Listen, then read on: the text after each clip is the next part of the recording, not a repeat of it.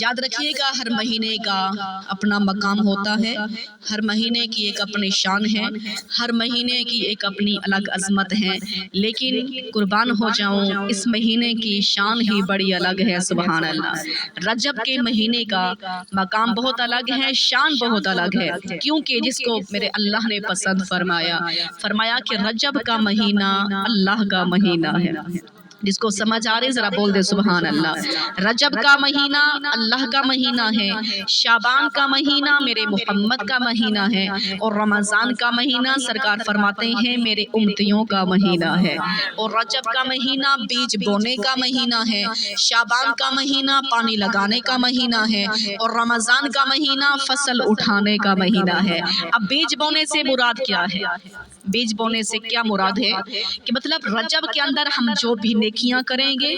جو بھی نیک اعمال کریں گے تو بیج بویا جائے گا۔ شعبان کے اندر پھر ہم رو کر اپنے گناہوں پر جب استغفار کریں گے تو پانی لگایا جائے گا۔ پھر آئے گا رمضان، پھر اللہ انہی کو فصل عطا فرمائے گا جنہوں نے بیج بویا ہوگا، پانی لگایا ہوگا، پھر ان کو رحمت کی فصل عطا فرمائے گا۔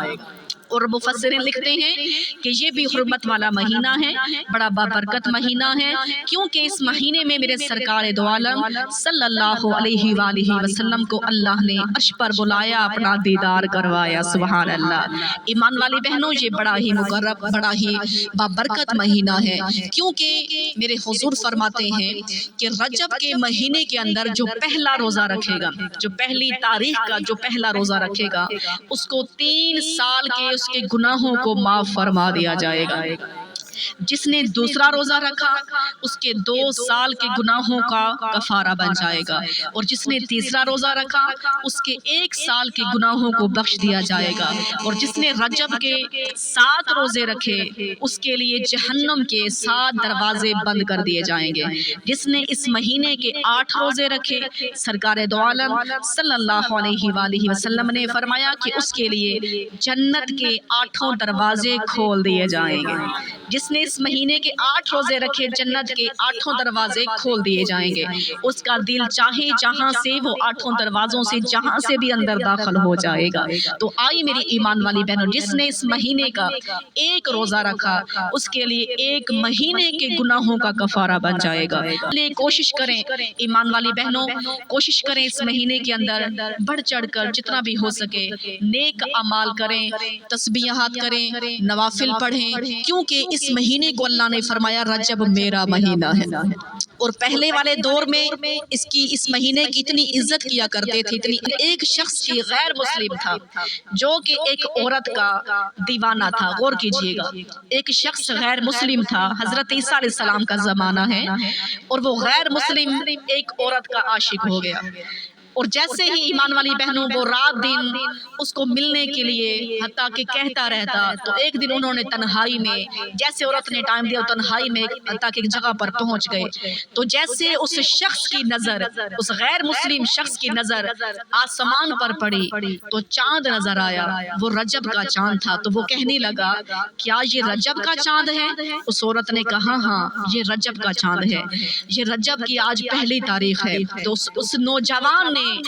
حتیٰ کہ اپنی خواہش کو ترک کر دیا، کہنے لگا کہ ہمارے بڑے لوگ، ہمارے بزرگ اس مہینے کا چاند دیکھا کرتے تھے، تو اس مہینے کی حتیٰ کہ عظمت کو دیکھ کر تو ہمارے بزرگ اس مہینے کا ادب کیا کرتے تھے، تو آج میں بھی اس رجب کے چاند کو دیکھ کر اپنے سارے گناہ چھوڑ دیتا ہوں، آج میں اس تنہائی سے نکل کر جا رہا ہوں کیونکہ رجب کا چاند نظر آ گیا ہے، یہ ادب والا مہینہ آ گیا ہے۔ تو اللہ نے حضرت عیسیٰ علیہ السلام کو پیغام بھیجا کہ جاؤ میرے عیسیٰ علیہ السلام، میرے فلاں بندے سے ملاقات کر کے آؤ، اس نے رجب کے چاند کی عزت کی ہے۔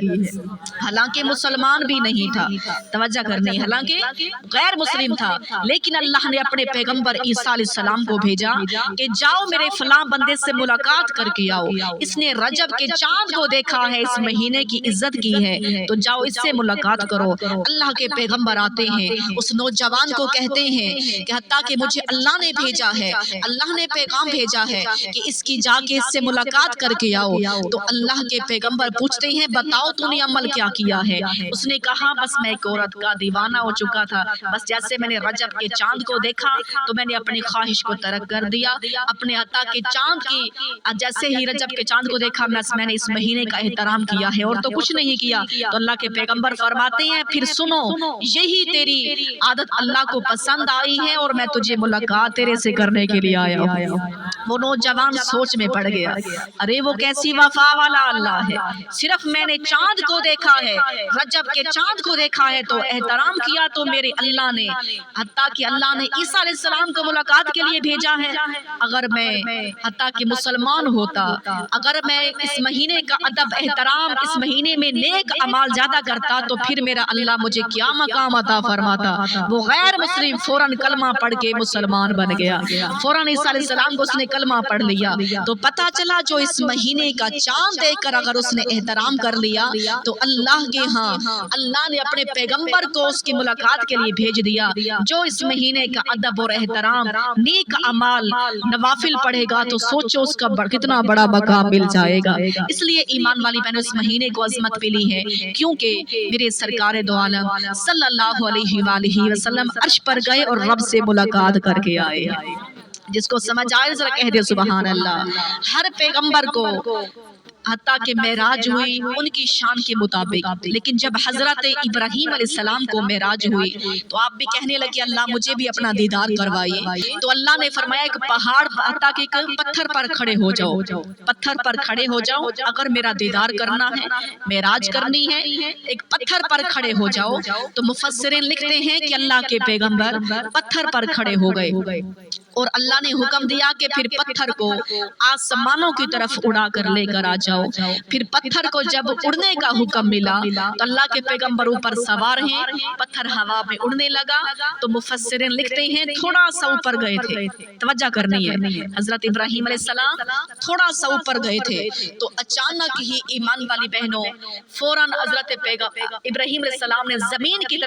کی طرف دیکھا تو ایک بندہ گناہ کر رہا تھا۔ تو اللہ کے پیغمبر فرماتے ہیں کہ اے اللہ اس کو موت دے دے، یہ تیرا رزق کھاتا ہے پر گناہ تیری زمین پر رہ کے کرتا ہے، مجھ سے برداشت نہیں ہوتا، اے اللہ اس کو موت دے دے۔ تو دوبارہ جب تھوڑا سا اوپر گئے پھر زمین کی طرف دیکھا، پھر ایک بندہ گناہ کر رہا تھا، پھر کہا کہ اے اللہ اس کو موت دے دے، یہ بھی گناہ کر رہا ہے۔ تو اللہ نے فرمایا ابراہیم علیہ السلام واپس زمین پر چلے جاؤ،